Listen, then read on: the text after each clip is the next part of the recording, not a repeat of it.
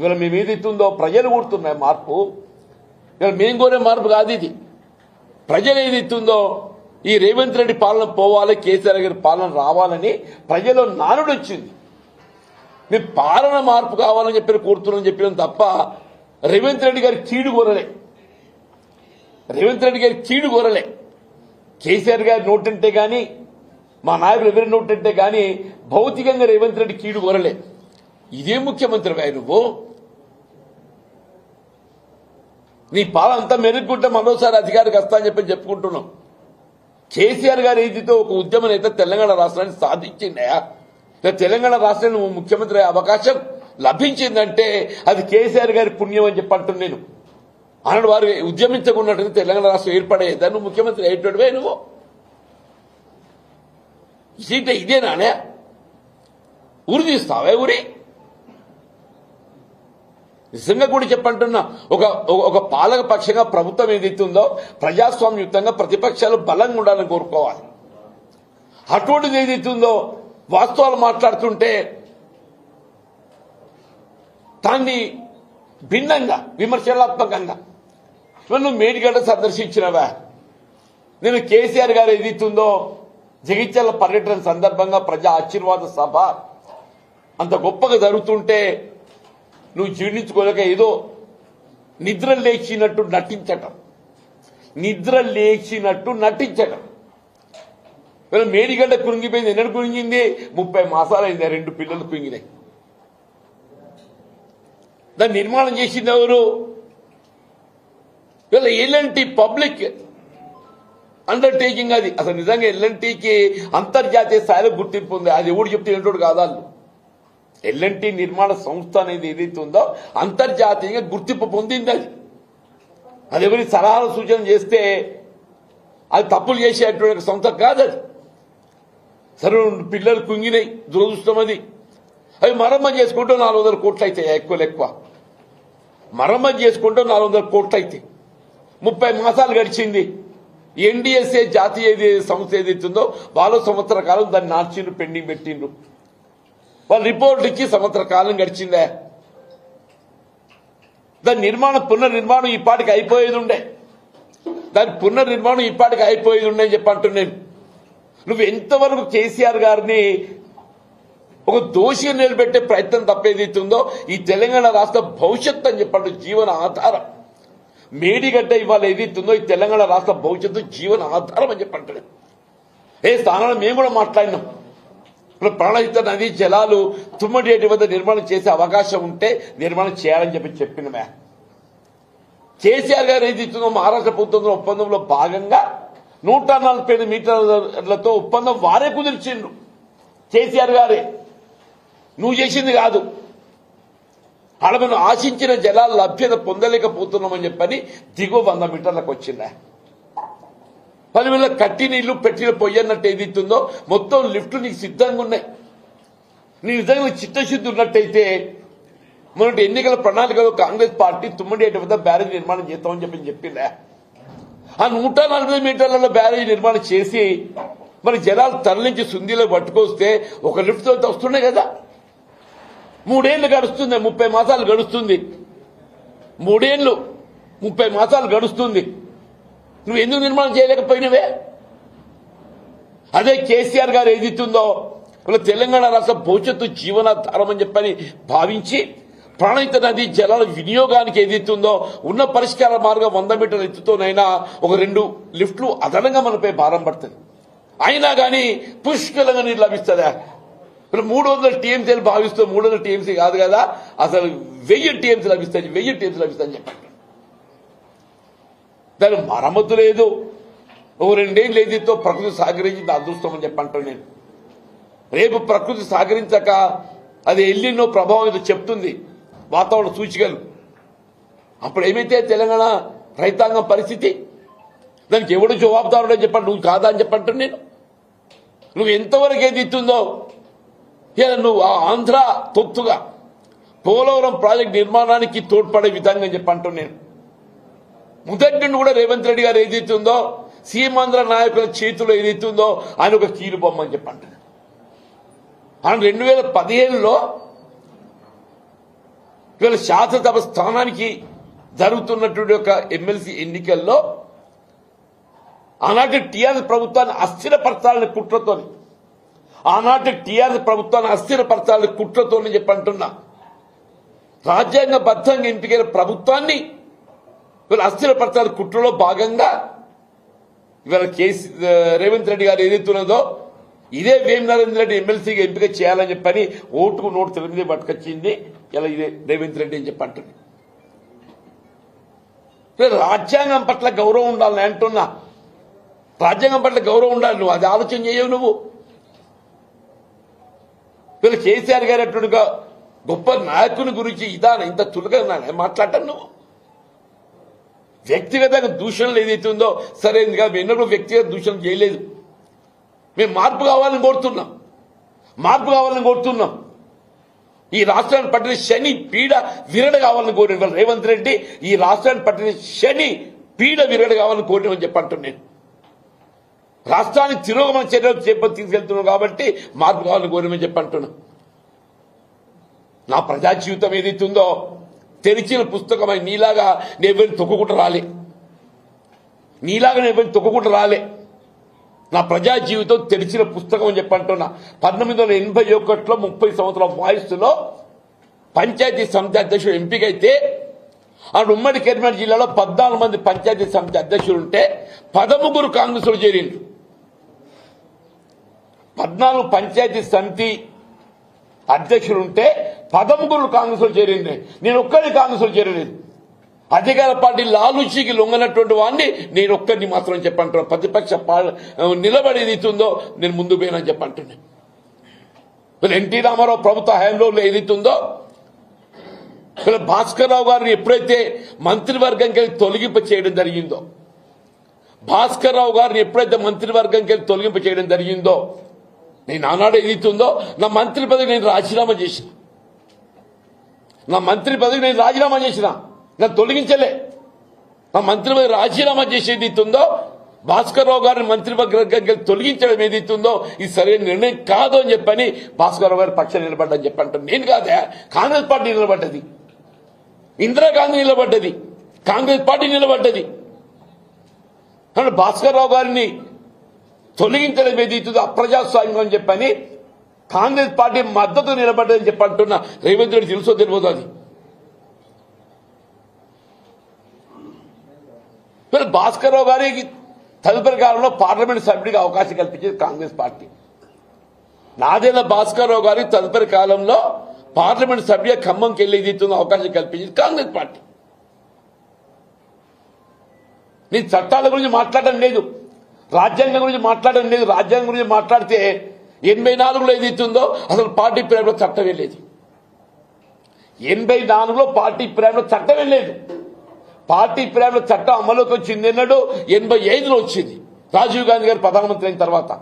అయినప్పటికీ ఏదైతుందో అక్కడ ఉమ్మడి ఆంధ్రప్రదేశ్ శాసనసభ రద్దయిన తర్వాత నవంబర్ 1984 ఉమ్మడి ఆంధ్రప్రదేశ్ శాసనసభ రద్దయింది.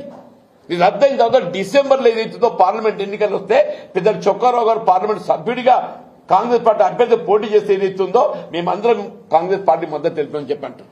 నీలాగా అప్రజాస్వామికంగా రాజ్యాంగ నిబంధనలు ఉల్లంఘించి కాదు, రాజ్యాంగం పట్ల గౌరవం ఉన్నటువంటి ఒక నిబద్ధత గల నాయకుడిగా మా ప్రజా జీవితం కొనసాగిందని చెప్పంటున్నా. మేము ఆనాడైనా ఈనాడైనా ఎన్నడైనా రాజ్యాంగ నిబంధన కట్టుబడి మా ప్రయాణం కొనసాగిందని చెప్పంటున్నా. 2014లో నేను ఒకే ఒక్క శాసనసభ్యున్నాయా. మొత్తం 3 ఉమ్మడి జిల్లాలలో కరీంనగర్, నిజామాబాద్, ఆదిలాబాద్ ఉమ్మడి జిల్లాలలో ఎంపికైన ఒక సభ్యుడు విఠల్ రెడ్డి గారు బీఆర్ఎస్ లో చేరితే నేను ఒకే ఒక్కరిని మిగిలినని చెప్పంటున్నాను. 2019లో శాసనమండలి సభ్యుడికి ఎంపికైనాడు ఏదైతుందో అసలు పార్టీ పేరు చట్టమే అడ్డం కాదు, నేను ఏకైక సభ్యుని కాబట్టి. అయినా కానీ ఒక నిబద్ధత గల నాయకుడిగా నేను ఎంపీ కావడం తోడ్పడ్డది కాంగ్రెస్ పార్టీ కాబట్టి అని నేను శాసన మండలిలో నేను ఉంటే పోరాటం చేసిన అని చెప్పంటాను. ఇవాళ ఏదైతుందో నేను 4 దశాబ్దాలు కాంగ్రెస్ పార్టీ బలోపేతం కోసం ప్రయత్నం చేసి పోరాటం చేస్తే ఇవాళ నేనే నా కార్యకర్త నా గురించి మాట్లాడతాడా, నేను 4 మున్సిపల్ చైర్మన్ కావడం తోడ్పడ్డా. మీరందరూ సజీవ సాక్షులు. ఇలా జగిత్యాల మున్సిపల్ 4 మున్సిపల్ చైర్మన్లు అయినా 4 మున్సిపల్ చైర్మన్ కావడానికి తోడ్పడ్డా అని చెప్పంటున్నా. ఒక 10 మంది జడ్పీటీసీ ఎంపీపీలు అయిందని చెప్పంటున్నా. ఒక 100 మంది మున్సిపల్ కౌన్సిలర్స్ అయిందని చెప్పంటున్నా. ఒక 100 మంది ఎంపీటీసీలు అయిందని చెప్పంటున్నా. నేను మొత్తం తెలంగాణ రాష్ట్రంలో అంటే నేను తోడ్పడ్డా. అత్యధికంగా ఏదైతుందో ఇవాళ ద్వితీయ శ్రేణి నాయకత్వం ఏదైతుందో ఎదిగొచ్చింది ఎక్కడ అని చెప్పంటే చిగిత్త నియోజకవర్గం. నీలాగా తొక్కకుండా కాదయా, నేను ప్రోత్సహించుకుంటూ వచ్చిన మెట్టు ఎక్కుకుంటూ వచ్చిన అని చెప్పంటాను. నేను ఇవాళ విమర్శనే ఇవాళ సమాధానం కాదు, నిర్మాణాత్మకంగా వ్యవహరించాలంటాను. నువ్వు వచ్చినావు నాయన మేడిగడ్డకు, ఏదో నాయన అది నిర్మాణం చేస్తావు అని చెప్పి దాని సంగతి చెప్పరా నాయన. అసలు మేడిగడ్డ నిర్మాణం ఏం చేయబోతున్నావు ముందు అని చెప్పు. అది పునర్నిర్మాణం ఎప్పటిలో చేయబోతుందో చెప్పు అని చెప్పంటాను. నేను 30 మాసాలు గడిచిందే, సాయిల్ టెస్టింగ్ ఇంకా 6 నెలలు అంటుండే. సాయిల్ టెస్టింగే 6 మాసాలు అంటుండు. అంటే 6 మాసాల చివరికి అయిపోతే డిసెంబర్ జనవరి వస్తుంది. తదుపరి డిజైన్స్ రూపొందిస్తాడు. నువ్వు ఎప్పుడు పునర్నిర్మాణం చేస్తావు? ఎప్పుడు తెలంగాణ రాష్ట్ర భవిష్యత్తు? నీకు అసలు చిత్తశుద్ధి ఉందా? ఇవాళ ఏదైతే మేడిగడ్డ కాళేశ్వరం ప్రాజెక్ట్ ఏదైతుందో కేవలం తెలంగాణ రాష్ట్రానికి పరిమితం కాదు, అంతర్జాతీయ స్థాయిలో బహుళార్థ ప్రాజెక్ట్ ఏదైతుందో ఎత్తిపోతలు ఇవాళ ఉన్నది ఏదైతుందో ఈ కాళేశ్వరం ప్రాజెక్ట్ అని చెప్పంట.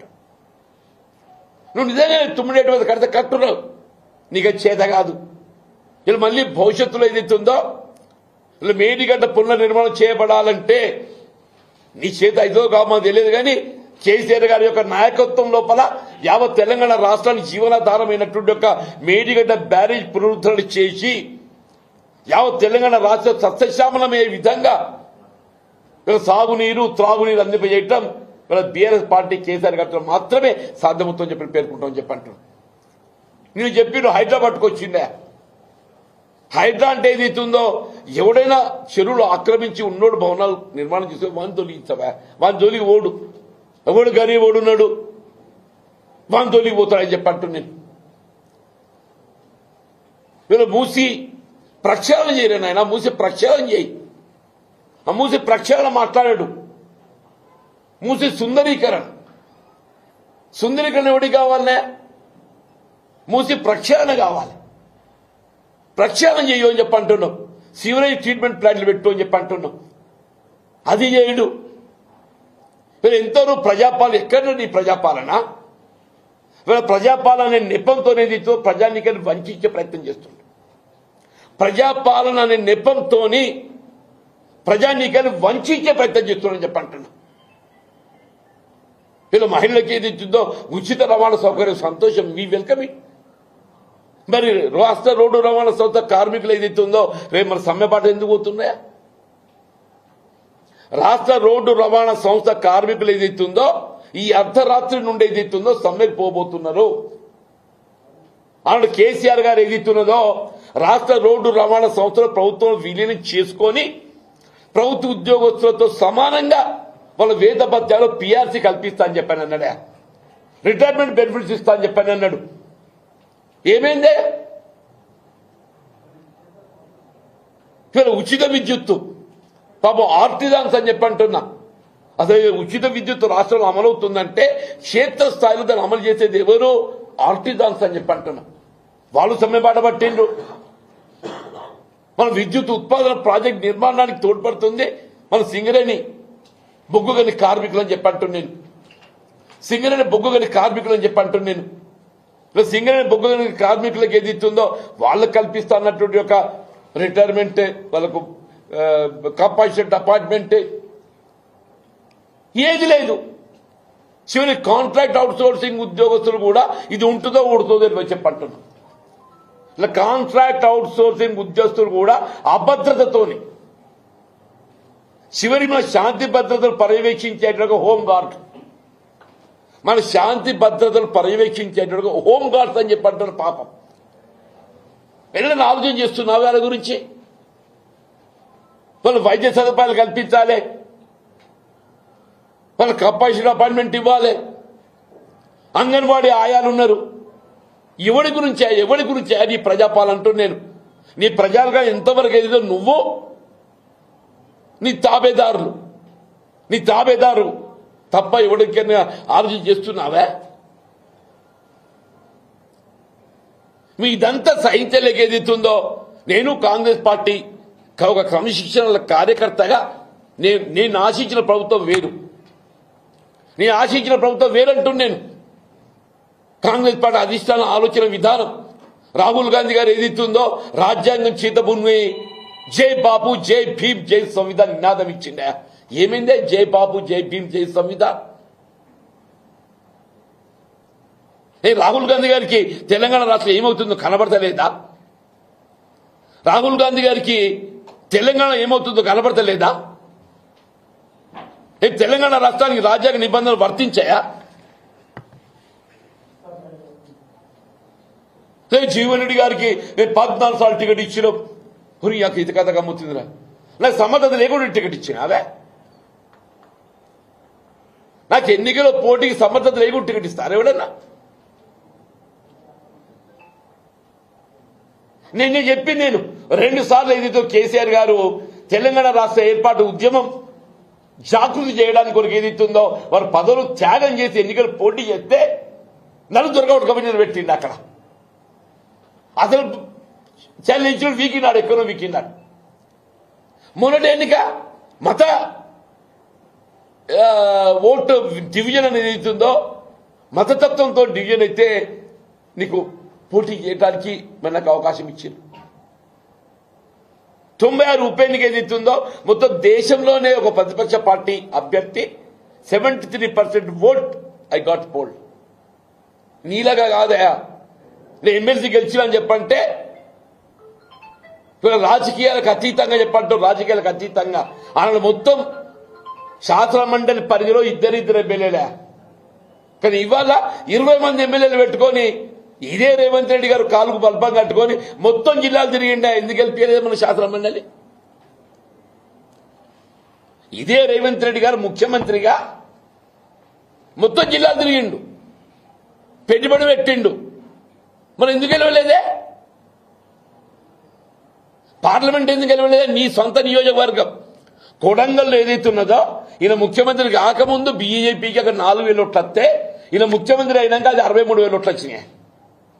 కొడంగల్లో మహబూబ్నగర్ పార్లమెంట్ నియోజకవర్గ పరిధిలో శాసనసభ ఎన్నికల్లో 4,000 ఓట్లు వస్తే పార్లమెంట్ ఎన్నికల్లో అది 63,000 పెరిగింది. 59,000 ఓట్లు పెరిగింది అంటూ దానికి ఎవడు బాధ్యుడే?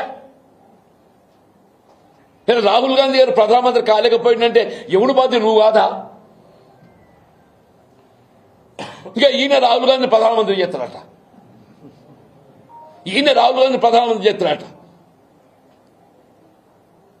నీ మహబూబ్నగర్ ఓడగొట్టు. మహబూబ్నగర్ శాసనమండలి ఓడిపోయింది అన్న, అంటే శాసనమండలి ఓడిపోయింది. మహబూబ్నగర్లో చేవెళ్ళ ఓడిపోయింది. సికింద్రాబాద్ మల్కాజ్గిరి ఈయన ప్రాతినిధ్యం వహించిండు, ఒక్క సీటు గెలవలేదు. మల్కాజ్గిరిలో ఈయన పార్లమెంటే ప్రాతినిధ్యం వహించినాడు ఏదైతున్నదో ఒక్క అసెంబ్లీ సీటు కూడా గెలవలేదు అంటున్నా. పార్లమెంట్ గెలవలే. ఈయన కాంగ్రెస్ పార్టీ గురించి మాట్లాడతాడు. ఎంత నీ స్వార్థ ప్రయోజనాలు, నీ ఆర్థిక ప్రయోజనాలు తప్ప నీకేముంది అని చెప్పంటున్నాను నేను. నీ స్వార్థ ప్రయోజనాలు, నీ ఆర్థిక ప్రయోజనాలు తప్ప ఏముంది అని చెప్పంటున్నాను నేను. తెలంగాణ రాష్ట్రానికి ఏదైతుందో వీళ్ళు కేసీఆర్ గారే శ్రీరామ రక్ష అని చెప్పంటారు. అందరం కూడా కోరుకునేది కేసీఆర్ గారి ప్రభుత్వం తిరిగి రావాలని కోరుకుంటున్నాం. ఇది ఒక మా బీఆర్ఎస్ ఉండే కాదు, ఇది యావత్ తెలంగాణ సమాజం కోరుకుంటుంది. ప్రజల నానుడు వచ్చింది. ఈ రాష్ట్రాన్ని పట్టిన శని పీడ విరడ కావాలి, ఈ రేవంత్ రెడ్డి పోవాలని చెప్పని రాష్ట్ర ప్రజానికే కోరుకుంటున్నా చెప్పంటున్నాను. ఉంటావు 2 ఏళ్ళు, నువ్వు ఉంటావు, నీ ఎవరొచ్చో తెలియదు. కాంగ్రెస్ పార్టీ ఎప్పుడేమైందో తెలియదు. కొసలేదాకా ఈయన ఉంటా అని చెప్పి అనుకుంటుండు నేను కొసలేదాకా ఉంటా అని చెప్పని. కానీ అధిష్టానం గమనిస్తుంది. ఈయన ఇప్పుడే పోయేదైతే బీజేపీ దానిలో చేరిండు. ఎందుకు నడమ ఉన్నాడుగా చంద్రబాబు నాయుడు గారు, నడమ రాయబారి వారది ఉన్నాడు. ఈయనకున్న ఎన్డీఏ ప్రభుత్వం మధ్య బీజేపీ మధ్య ఏదైతుందో వారది చంద్రబాబు నాయుడు ఉన్నాడు. ఈయన అనుకుంటున్నాడు చంద్రబాబు నాయుడు కాపాడతానని చెప్పాను. కాంగ్రెస్ పార్టీ అధిష్టానం ఇవాళ నిర్వీర్యం నిశ్చితమైనట్టు కనబడుతుంది. మరి ఇన్ని కుట్రలు కుతంత్రాలు చేస్తున్నా కానీ మరి ఎందుకు సైలెంట్ ఉంటుందో అర్థం కావటం లేదని చెప్పండి. రాష్ట్రంలో కాంగ్రెస్ పార్టీ సుస్థిరంగా ఉన్నది. 66 స్థానాలు ఉన్నాయి. నీకెందుకే మళ్ళీ ఇంకా కొత్త సభ్యులు? నీ సభ్యులు నీకు నమ్మకం లేదా? ఎందుకు కాంగ్రెస్ పార్టీ అధిష్టానాన్ని ఏదైతుందో ప్రెషర్ టాక్టిక్స్ నీకంటే కుంపటి ఏర్పాటు చేసుకోవాలి. దయచేసి ఏదైతుందో కనీసం నిన్నటి సభ కేసీఆర్ గారు ఏదైతుందో జగిత్యాల సభ అని చెప్పి జగిత్యాలకి పరిమితం కాదు. వాస్తవం నిన్నటి సభ దీని అంత పెద్ద ఎత్తున మరి కేసీఆర్ గారి అభిమానులు ఎవరు ఊహించిన దానికంటే ఏదైతుందో వీళ్ళ పెద్ద ఎత్తున అని చెప్పి యావత్ తెలంగాణ సమాజం మొత్తం టీవీల ముందు కూర్చున్నారే. జగిత్యాల రోడ్ల మీద ఎట్లయితే ఎల్ఈడీల ముందు కూర్చున్నారో ఆ 8 గంటల సమయం లోపల ఎప్పుడు కేసీఆర్ గారు మాట్లాడతారు, ఏం మాట్లాడతారు, మా భవిష్యత్తు ఎట్లా నిర్దేశిస్తారు, మాకేం ప్రణాళిక ఇస్తారు అని ఆలోచిస్తూ మొత్తం టీవీల ముందు కూర్చున్నారా. ఈయన రేవంత్ రెడ్డి అడ్డుకుందామని ఎన్ని కుట్రలు చేసినా కానీ నిన్న రేటింగ్ చూపెడుతూ సంజయ్ వీళ్ళ కోర్టు ఎమ్మెల్యే గారు రేటింగ్ ఎట్లా పోయింది అని చెప్పాను. వ్యూవర్స్ ఏదైతుందో మీకు తెలుసు కదనే, ఛానల్స్ ఏదైతుందో ఇక్కడ కేసీఆర్ గారి ప్రసంగం అవుతుంటే అదే సమయానికి రేవంత్ రెడ్డి అక్కడ నేను ముఖ్యమంత్రిని కదా నాకు చూడు అని చెప్పాను. చూసినోడు కావాలి కదా. అంటే ఏదైనా కానీ ఏదైతుందో ఇవాళ రాష్ట్రంలో జరుగుతున్న పరిణామాలు, జగిత్యాల్లో జరుగుతున్న పరిణామాలు అంటే వాస్తవంగా కూడా ఎవరైనా పార్టీని వీడాలని ఎవరు కూడా భావించాం. వాస్తవంగా సఫికేషన్ 20 మాసాలు ఏదైతుందో నేను నిజంగా కూడా నేను అంటే మానసికంగా నేను ఎదుర్కొన్నటువంటి ఒక ఇబ్బందులు క్షోభ కేసీఆర్ గారు ఏదైతుందో పెద్ద మనసుతో నిన్న చెప్పాను నేను బహిరంగ సభలో. కేసీఆర్ గారు పెద్ద మనసుతో ఏదైతే నాకు చేయుతూని ఇచ్చిండ్రు, నన్ను హక్కును చేర్చుకోమని చెప్పంటారు, నా హక్కును చేర్చుకోమని చెప్పంటారు. నాకు బీఆర్ఎస్ పార్టీలో చేరే అవకాశం కల్పించి నా ప్రజా జీవితానికి ఒక నూతన అధ్యాయం ఆరంభింపబడ్డదంటున్నా. నా ప్రజా జీవితానికి ఏదైతుందో ఒక నూతన అధ్యాయం ఆరంభింపబడ్డని చెప్పంటున్నా.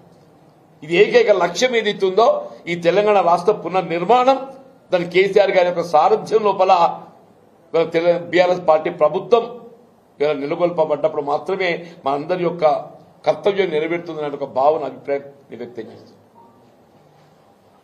సీఎం రేవంత్ రెడ్డి పదవి లేకుండా ఒక ఏడాది కూడా ఉండలేకపోయారా జీవన్ రెడ్డి అని అంటే నా అసలు నేను చెప్పిన నా రాజకీయ జీవితం తెలిసిన పుస్తకం. నేను 94కి వెళ్ళి 2004 దాకా పదవి లేకుంటున్నాను. ఒక్క నిమిషం, 94కి వెళ్ళి 2004 దాకా పదవి లేకుంటున్నా. 2014 నుంచి ఏదైతే ఉందో 23 దాకా పదవి లేకుండా ఎన్నప్పుడు పదవి కాదు, శాసన మండలి సభ్యత్వం కూడా ఏదైతుందో రాజకీయాలకు అతీతంగా నాకు అవకాశం వచ్చింది. నాకు నిజంగానే పదవే కావాలని కోరుకున్నట్టయితే నేను ఇప్పుడే చెప్పాను, నేను నాకు పార్టీ ప్రేమ చట్టం కూడా అడ్డు లేకుండే. 2019లో నీ ఏకైక శాసన మండలి సభ్యుని కాబట్టి నాకు పదవి లేకుండా కూడా పార్టీ ప్రేమ చట్టం నాకు అడ్డు లేకుండే.